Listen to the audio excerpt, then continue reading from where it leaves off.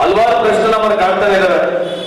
ನಾನು ಕಳೆದ ಒಂದು ಹಳ್ಳಿಯಲ್ಲಿ ಹೇಳ್ತಾ ಇದ್ದೆ, ಮರಾಠಾಸ್ ಅಂತಂದ್ರೆ ನಾವೇನೋ ಬಿಜೆಪಿ ನಮ್ಮನ್ನ ಗುತ್ತಿಗೆಗೆ ತಗೊಂಡಿರಂತದ್ದು ಒಂದು ಇರ್ತಕ್ಕಂಥ ವಹಿವಾಟು, ಅದೇ ರೀತಿಯಾದಂತ ನಮ್ದು ಒಂದು commitment, ideological commitment, political commitment ಅಲ್ಲಿದೆ. ಆದ್ರೆ ನೀವು ಒಂದರ್ಥ ಮಾಡ್ಕೋಬೇಕು, ಈ ಛತ್ರಪತಿ ಶಿವಾಜಿ ಮಹಾರಾಜ ವಂಶಸ್ಥರು ನಾವು, ನನ್ನ ಬಿಟ್ಗಡೆ ನಾವು ಛತ್ರಪತಿ ಶಿವಾಜಿ ಮಹಾರಾಜರ ಹಿಂದೂಗಳು, ನಾವು ಬಿಜೆಪಿ ಹಿಂದೂಗಳಲ್ಲ. ಯಾವ ಹಿಂದೂಗಳು? ಛತ್ರಪತಿ ಶಿವಾಜಿ ಮಹಾರಾಜರ ಹಿಂದೂಗಳು, ನಾವು ಭಾರತೀಯ ಹಿಂದೂಗಳು. ಒಂದು ಬಿಜೆಪಿ RSS ಹಿಂದೂಗಳು ಅಂತ ಈ ಸಂದರ್ಭ ಕೇಳಲಿಕ್ಕೆ ಇಚ್ಛೆ ಬಯಸ್ತೀನಿ ನಿಮಗೆ. ಯಾಕೆ ಹೇಳ್ತೀನಿ ಅಂತಂದ್ರೆ, ಪ್ರತಿ ಸತಿಗೂ ನಾವು ಕಳೆದ 30 ವರ್ಷದ ನನ್ನ ರಾಜಕೀಯ ಜೀವನ ಗೊತ್ತಾಗಲಿಕ್ಕೂ ನಾನು ಪ್ರವಾಸ ಮಾಡಿದ್ದೀನಿ. ಮರಾಠ ಅಂತಂದ್ರೆ ಮುಸ್ಲಿಂ ವಿರೋಧಿ ಅಂತ ಹೇಳ್ತಾರೆ, ಕೂತ್ಕೊಂಡ್ಬಿಟ್ರೆ. ಮರಾಠ ಅಂದ್ರೆ ಏನು? ಮುಸ್ಲಿಂ ವಿರೋಧಿ. ಯಾಕೆ ಛತ್ರಪತಿ ಶಿವಾಜಿ ಮಹಾರಾಜರ ಬಗ್ಗೆ ಒಳ್ಳೇದು ಮಾತನಾಡಕ್ ಬರಲ್ಲ ಇವರಿಗೆ?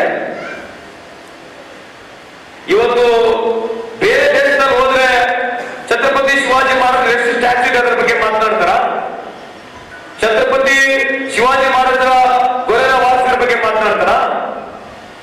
ಒಂದೊಂದು ಫೈನೆಸ್ಟ್ ನೇವಿ, ಆಗಿನ ಕಾಲದಲ್ಲಿ 16ನೇ ಶತಮಾನದಲ್ಲಿ ಒಂದೊಂದು ಫೈನೆಸ್ಟ್ ನೇವಿ, ಮಿಲಿಟರಿ ಇರ್ತಕ್ಕಂಥ ಒಬ್ಬ ಪರಿಣಿತ, ಯಾವುದೇ ಒಬ್ಬ ವಾರಿಯರ್ ಇಡೀ ಪ್ರಪಂಚದಿದ್ರೆ ಅದು ಕೇವಲ ಛತ್ರಪತಿ ಶಿವಾಜಿ ಮಹಾರಾಜರ ಸಂದರ್ಭ ಕೇಳಲಿಕ್ಕೆ ಅವ್ರ ತಾಯಿ ಜೀಜಾಮಾತೆ ಬಗ್ಗೆ ಮಾತನಾಡ್ತಾರ? ಶಿವಾಜಿಯ ಒಳ್ಳೆ ಗುಣಗಳ ಬಗ್ಗೆ ಮಾತನಾಡ್ತಾರೆ ಛತ್ರಪತಿ ಶಿವಾಜಿ ಬಗ್ಗೆ? ಶಿವಾಜಿ ಅಂತ ಹೇಳಿದ್ರೆ ಮುಸಲ್ಮಾನರು ಇರುತ್ತೆ ಅಷ್ಟೇ. ಶಿವಾಜಿ ಮಹಾರಾಜರು ಎಷ್ಟು ಅಡ್ವಾನ್ಸ್ ಇದ್ರು, ಎಲ್ಲ ಸಮಾಜನ ಹೆಂಗ್ ಕಟ್ಕೊಂಡು ಹೋಗ್ತಿದ್ರು ಅಂತ ಏನಾದ್ರು ಹೇಳ್ತಾರ ಭಾಷಣದಲ್ಲಿ? ಎಲ್ಲ ಹೇಳ್ತಾರ? ಛತ್ರಪತಿ ಶಿವಾಜಿ ಮಹಾರಾಜರ ಹೆಸರು ಹೇಳ್ತಕ್ಕಂಥವ್ರು ನಮ್ಮನ್ನ ಕೇವಲ ಓಟಿಗಷ್ಟೇ ಸೀಮಿತವಾಗಿದ್ದಾರೆ. ಯಾಕೆ ಹೇಳ್ತಾ ಇದ್ದೀನಿ? ನೇರವಾಗಿ ಬಿಜೆಪಿ ಮುಖಂಡರು ನಾನು ಕೇಳ್ತೀನಿ, ನಿಮ್ಮ ಪಾರ್ಟಿಗಳಲ್ಲಿ ಎಷ್ಟು ಟಿಕೆಟ್ ಕೊಡ್ತೀರಿ ನಮಗೆ ನೀವು? ಇವತ್ತು ಉದಾಹರಣೆ ಕೊಡ್ತೀರಿ, ನಮ್ಮ ಸಮಾಜದಲ್ಲಿ ಇದ್ದೀರಿ ನೀವು. ಮೋಳೆ ಸಾಹೇಬ್ರು ಬೀದರ್ 5 ಟಿಕೆಟ್ ಕೊಟ್ಟಿವಿ. ಮೋಳೆ MI ಗೋರ್ಪಡೆ, ಮೋರೆ ಸಂತೋಷ್ ಲಾಡು, ವೆಂಕಟರಾವ್ ಗೋರ್ಪಡೆ, ಶ್ರೀನಿವಾಸ್ ಮಾನೆ, ಅಂಜಲಿ ನಿಂಬಾರ್ಕರ್, ಕಾಕಾ ಸಾಹೇಬ್ ಪಾಟೇಲ್, ಘೋಟ್ನೇಕರ್, ಹಿಂಗೆ ಹೇಳ್ತಾ ಹೋದ್ರೆ ಎಲ್ಲಾ ಸಂದರ್ಭದಲ್ಲಿ ಯಾವುದೇ ಸರ್ಕಾರ ಬಂದ್ರೆ ನಮಗೆ, ನಮ್ಮ ಸಮಾಜಕ್ಕೆ ಗುರುತಿಸಿ ಯಾವಾಗಲೂ ನಮ್ಮ ಕಾಂಗ್ರೆಸ್ ಪಕ್ಷ ಒಂದು ಸಚಿವ ಸ್ಥಾನ ಕೊಟ್ಟದ್ದು.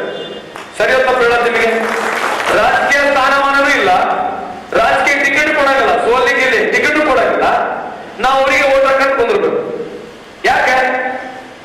ಎಲ್ಲಿ ರಾಜಕೀಯ ಇಚ್ಛಾಶಕ್ತಿ, ಎಲ್ಲಿ ರಾಜಕೀಯವಾಗಿ ನಮಗೆ ಬೆಳಕ್ಕೆ ಅವಕಾಶ ಕೊಡೋದಿಲ್ಲ, ಅವ್ರನ್ನ ನಾವು ಓಟ್ ಹಾಕ್ಬೇಕು. ಯಾಕೆ ಓಟ್ ಹಾಕ್ಬೇಕು? ಛತ್ರಪತಿ ಶಿವಾಜಿ ಮಹಾರಾಜರ ಬಗ್ಗೆ ನಾನು ಹೇಳ್ತಾ ಹೋದ್ರೆ ಇನ್ನೊಂದ್ಸರಿ ಯಾವಾಗ ಕರೀರಿ, ನಮ್ಮ ಅಧ್ಯಕ್ಷರು ಮುಖಂಡ್ರಿ ಒಂದ್ ಚರ್ಚೆ ಮಾಡೋಣ. ಛತ್ರಪತಿ ಶಿವಾಜಿ ಮಹಾರಾಜರ ಬಗ್ಗೆ ಚರ್ಚೆ ಮಾಡೋಣ. ಇವತ್ತು ಛತ್ರಪತಿ ಶಿವಾಜಿ ಮಹಾರಾಜಕ್ಕೆ ನಾನು ಹೇಳ್ತಿದ್ದೆ ಮೊನ್ನೆ, ಈ ಅಫ್ಜಲ್ ಖಾನ್ ಏನೋ ಛತ್ರಪತಿ ಶಿವಾಜಿ ಮಹಾರಾಜರಿಗೆ ಮೀಟಿಂಗ್ ಕರೀತಾನೆ.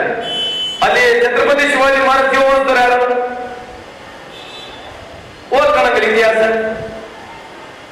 ಯಾರು ವಾಗ್ನಟ್ ಮಾಡಿದ್ರು?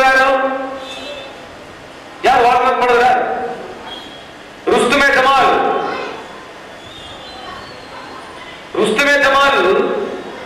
ಛತ್ರಪತಿ ಶಿವಾಜಿ ಮಹಾರಾಜರಿಗೆ ಹೇಳ್ತಾರೆ, ಹೋಗ್ಬಿಡ್ರೆ ಅಫ್ಜಲ್ ಖಾನ್ ಪಠಾನ್ ಅವನು ನೀವು ಮೋಸ ಮಾಡಿ ಬೆನ್ನಿಗೆ ಚೂರಿ ಹಾಕ್ತಾರೆ ಅಂತ ಹೇಳಿದಾಗ ಛತ್ರಪತಿ ಶಿವಾಜಿ ಮಹಾರಾಜರಿಗೆ ಬೊಕ್ಕಳವಾಗಿ ಇಟ್ಕೊಳ್ಳಕ್ಕೆ ವಾಗ್ನಟ್ ಮಾಡಿಕೊಟ್ಟಿರ್ತಕ್ಕಂಥದ್ದು ರುಸ್ತುಮೆ ಜಮಾಲ್.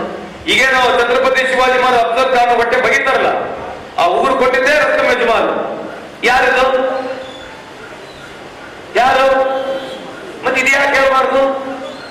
ಇತ್ತು ಹೇಳ್ಬಿಟ್ರೆ ಓಟ್ಗಳು ಹೋಗ್ಬಿಡ್ತಾವ. ಛತ್ರಪತಿ ಶಿವಾಜಿ ಮಹಾರಾಜರು ಎರಡನೇ ಯಾಕೋ ಬಾವ ಸೂಫಿ ಸಂತರು, ಎರಡನೇ ಗುರು ಇದ್ರು ಅವರು. ಇದೇ ಬಿಜಾಪುರ್ನಾಗ ಎಲ್ಲಿ ಛತ್ರಪತಿ ಶಿವಾಜಿ ಮಹಾರಾಜರು ಶಿವ ಮಂದಿರ ಕಟ್ಟಿದ್ರು, ಅಲ್ಲಿ ಮಸ್ಜಿದ್ ಕೂಡ ಕಟ್ಟಿದ್ರು.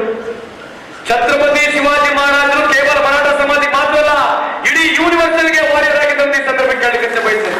ನೀವು ಅಗ್ರಹಾರ ಛತ್ರಪತಿ ಶಿವಾಜಿ ಮಹಾರಾಜ ಬೇರೆ ಮರಾಠ ಸಮಾಜಕ್ಕಷ್ಟೇ ಸೀಮಿತವಾಗಿ ಇಟ್ಕೋಬೇಡ. ಇದರಿಂದ ಹೊರಗೆ ಬರ್ಬೇಕು, ನೀವು ಓದ್ಕೋಬೇಕು, ಇತಿಹಾಸ ಓದಬೇಕು. ಪದೇ ಪದೇ ಯಾರನ್ನ ಛತ್ರಪತಿ ಶಿವಾಜಿ ಮಹಾರಾಜರು ಮುಸ್ಲಿಂ ವಿರೋಧಿ ಅಂತ ಹೇಳಿದ್ರೆ ಕೊಳ್ಪಟ್ಟಿದ್ ಕೆಳಗಡೆ ಅವರು. ಆಗಿನ ಕಾಲದ ಮೊಘಲ್ ಇದ್ರು ಮೊಘಲ್ ವಿರುದ್ಧ ಹೋರಾಟ ಮಾಡಿದ್ರು, ಬ್ರಿಟಿಷ್ ಇದ್ರು ಬ್ರಿಟಿಷ್ ವಿರುದ್ಧ ಹೋರಾಟ ಮಾಡಿದ್ರು. ಏನ್ ಸಂಬಂಧ ಅದಕ್ಕೆ?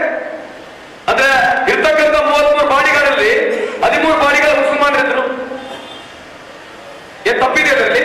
ಇರ್ತಕ್ಕಂಥ ಕೊಲ್ಲಾಪುರ ಸೈನಿಕರಲ್ಲಿ 60,000 ಮುಸಲ್ಮಾನರಿದ್ರು.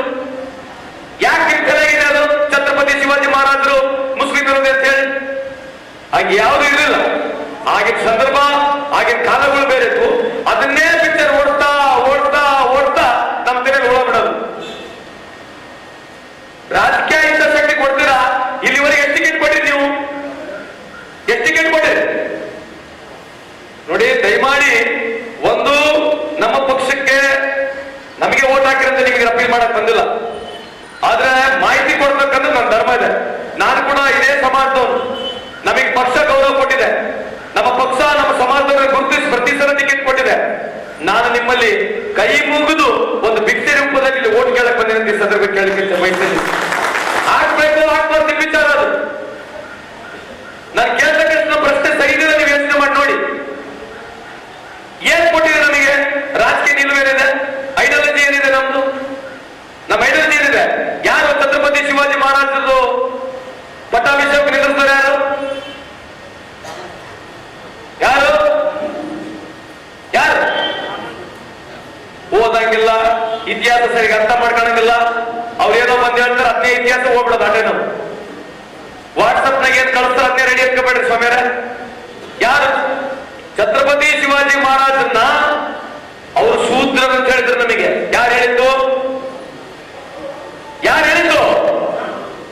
ಸ್ವಲ್ಪ ದಯಮಾಡಿ ಮಟನ್ ಸೇರ್ಬೇಕು, ಕಮ್ಮಿ ತಿನ್ಬೇಕು. ನಾವ್ ಇನ್ಮೇಲೆ ಪಲ್ಯ ಕಾಯಿಪಲ್ಯ ಸ್ವಲ್ಪ ಜಾಸ್ತಿ ತಿನ್ಬೇಕು. ಯಾಕೆ ಹೇಳ್ತೀನಿ ಮಾತಂದ್ರೆ ಇತಿಹಾಸ ಒಂದಾಗ ನೋಡಿ ಓದಿ ನೀವು. ಛತ್ರಪತಿ ಶಿವಾಜಿ ಮಹಾರಾಜ ಕ್ಷತ್ರಿಯ ಅಲ್ಲ, ಅವನ ಶೂದ್ರ ಅಂತ ಹೇಳಿ ಪಟ್ಟಾಭಿಷೇಕ ಮಾಡಲು ಗಂಗಾಬಾಯಿ ಭಟ್ ಅಂತ ಹೇಳಿ ಛತ್ರಪತಿ ಶಿವಾಜಿ ಮಹಾರಾಜ ಬೇರೆ ಯಾರನ್ನ ಕರ್ಸ್ಕೊಂಡ್ಬಂದು ನಾವು ಪಟ್ಟಾಭಿಷೇಕ ಮಾಡ್ಬೇಕಾಗಿತ್ತು. ಇತಿಹಾಸವನ್ನು ಓದ್ಕೊಂಡು ನೋಡ್ರಿ. ಈ ಭಗವಕಲರ್ ಯಾರು? ಈ ಭಗವಕಲರ್ ಯಾರು? ಯಾರು? ಮತ್ತೆ ಅಕ್ಕೆ ತಿರುಗಾಡ್ತಾರೆ ಯಾರು? ದಯಮಾಡಿ ಇದಕ್ಕೆ ಬಹಳ ಡೀಪ್ ರೂಟೆಡ್ ಐಡಿಯಾಲಜಿ ಇದೆ. ಯುವಕರು ಓದ್ಕೊಳ್ಳಿ. ನಾನೇನೋ ಬಂದು ಕಾಂಗ್ರೆಸ್ ಪರವಾಗಿ ಓಟ್ ಕೇಳಿ ಅಂತೇಳಿ ಓಟ್ ಕೊಡ್ಬೇಕಂತ ಅವಶ್ಯಕತೆ ಇಲ್ಲ. ಓದ್ಕೊಂಡು ಇತಿಹಾಸ ಅರ್ಥ ಮಾಡ್ಕೊಳ್ಳಿ. ಎದಕ್ಕೆ ನಮ್ಮನ್ನ ಆಗಲ್ಲ ಅದಕ್ಕೆ ಕೇಳ್ತಾರೆ. ಯಾಕೆ ಕೇಂದ್ರದಲ್ಲಿ ನಮಗೆ ಯಾಕೆ ಸಚಿವ ಸ್ಥಾನ ಕೊಡೋದಲ್ಲ? ರಾಜ್ಯದಾಗ ನಮಗೆ ಯಾಕೆ ಸಚಿವ ಸ್ಥಾನಗಳು ಕೊಡೋದಲ್ಲ? ರಾಜಕೀಯವಾಗಿ ನಮಗೆ ಯಾಕೆ ಮುಂದೆ ಹೊರಗೆ ಕೊಡೋದಲ್ಲ?